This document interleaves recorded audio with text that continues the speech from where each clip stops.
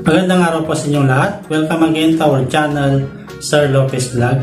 Sa araw na ito, magkakaroon muli tayo ng self-evaluation dito sa subject na Crim 4. Ito yung tinatawag nating police ethics. Okay? So, 25 katanungan ang susukat sa ating academic preparation pagdating sa subject na ito. Ang mga kasagutan ng mga katanungan na ito ay nandito lamang sa ating description box. Okay? Ganun din ang mga videos related sa topic na ito. Okay? So, kung handa na kayo, start na natin sa question number 1. Question number 1. The quality of human acts by which they are constituted as good, bad, or indifferent. A. Morality. B. Ethics. C. Values. Or D. Attitudes. Number 2. Referring to the study of external actions, it explores thoughts and feelings. A. Morality. B. Ethics. C. Values. Or D. Attitudes. Number 3.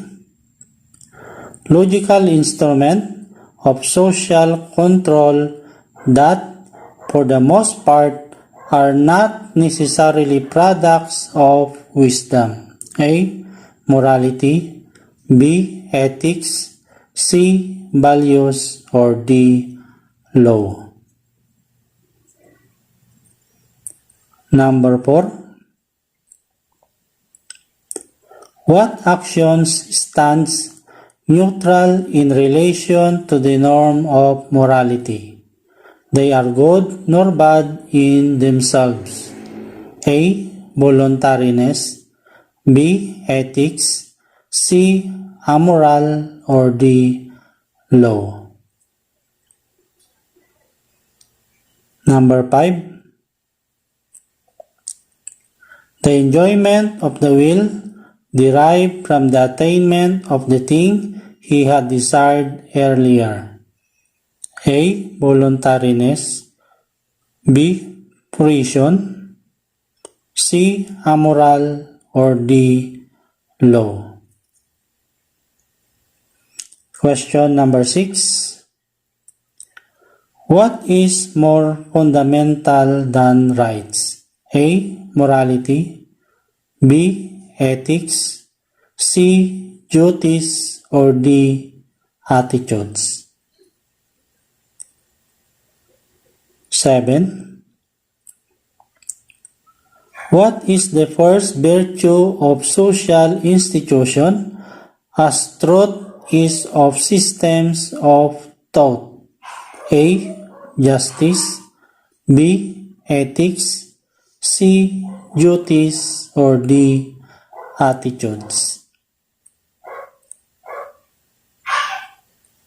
Number 8. Pertains to the relationship necessary in the promotion of human society as a whole, integrating the motivation and interest of members towards the common objective or goal. A. Justice. B. Social values. C. Cultural values. Or D. Religious values. Question number 9.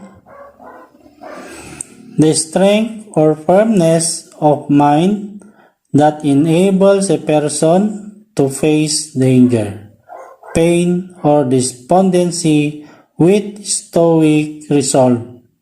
A. Fortitude. B. Social values. C. Cultural values. Or D. Religious values. Number 10. Those that directly pertain to the function of intellect and will. Those choices, decisions, and actions by which man's national faculties are involved and perfected. A. Moral values. B. Social values. C. Cultural values. Or D. Religious values. Next, question number 11.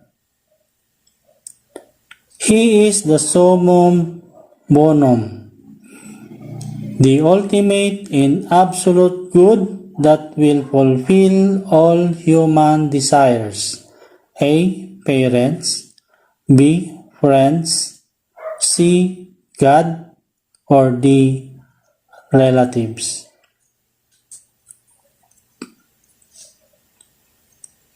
Number 12. This is known as the Code of Conduct and Ethical Standards for Public Officials and Employees. A. PD 6713. B. RA 8551. C. PD 605. Or D. RA 6713. Question number 13. Includes elective and appointive official. 13.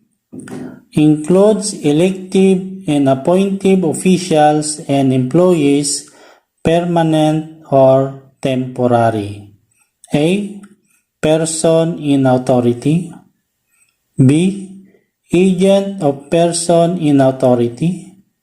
C. Public officials. Or D. Government employees. 14.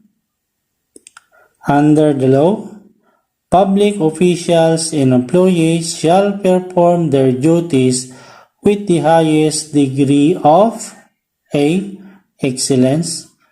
B. Professionalism. C. Intelligence. And D. All of them.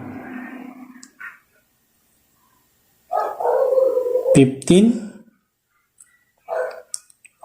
Public officials and employees shall provide service to everyone without unfair discrimination and regardless of party affiliation or preference. A. Political neutrality. B.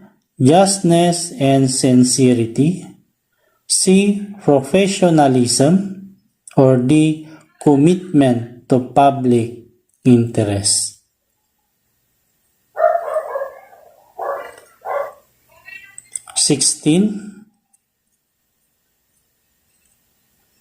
What is the test of police efficiency? A. Reduction of crime. B. Police present in the community. C. Police action in the community. D. Police engaged in anti-crime operation. 17. The omission or refusal. 17. The omission or refusal of the PNP member without sufficient excuse to perform an act or duty. A. Malfeasance. B. Misfeasance.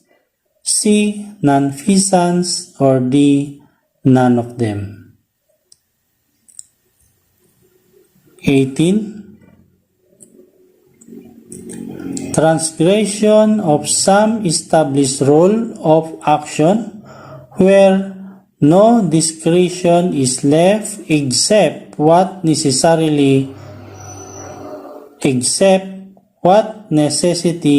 may demand. A. Malfeasance. B. Misfeasance. C. Nonfeasance. Or D. None of them. 19. Referring to the improper performance of duty. A. Malfeasance. B. Misfeasance. C. Nonfeasance, or D. None of them. 20. The concealment of truth in a matter of fact relevant to one's office. A. Malfeasance. B. Misfeasance. C. Nonfeasance, or D. Dishonesty.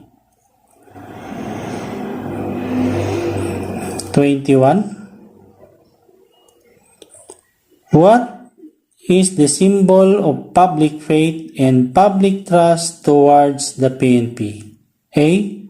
Uniform. B. Guns. C. Badge, or D. Police car. 22. As a law enforcement officer, my fundamental duty is to serve mankind. A. True. B. False. 23. Policeman must continually practice A. Corruption. B. Brutality. C. Courtesy, or D. Thrifty.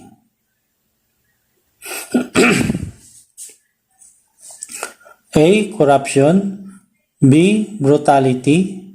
C. Courtesy, or D. Thrifty. 24. The usual greeting rendered by uniformed members upon meeting and recognizing person entitled to A. Duckwalk. B. Masi-masi. C. Shake hands, or D. Salute. Okay, question number 25, the last question. A manifestation or expression of consideration and respect for others. A. Courtesy. B. Decorum. C. Salute, or D. Traditions.